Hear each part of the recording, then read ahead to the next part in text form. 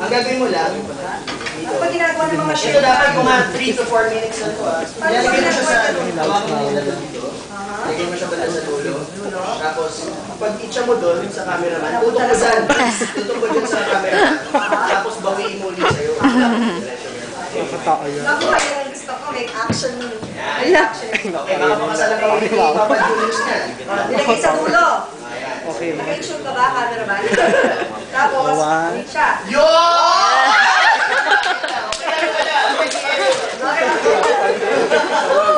Isa pa, para ano, hindi mo lang mo. Ikaw, sasarap pa yung niluto mo pag ginaganon luto. Oo, siyempre. Pero makipigil sa lasa.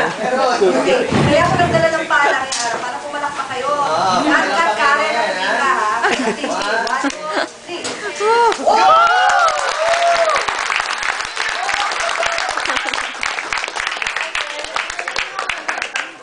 So, ano?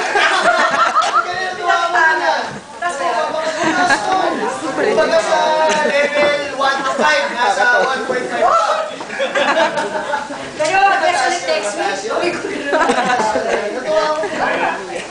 Sa wakas, natutunan ko na rin lutuin. Yung matagal ko ng pangarap matutunan, sukiyaki. Siyempre, ito, tabi ko muna. Let's kainin ko, no? Yan.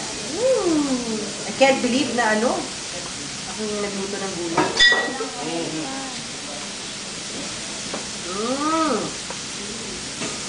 Siyempre, masarap. Kasi kasama ako magluto nito.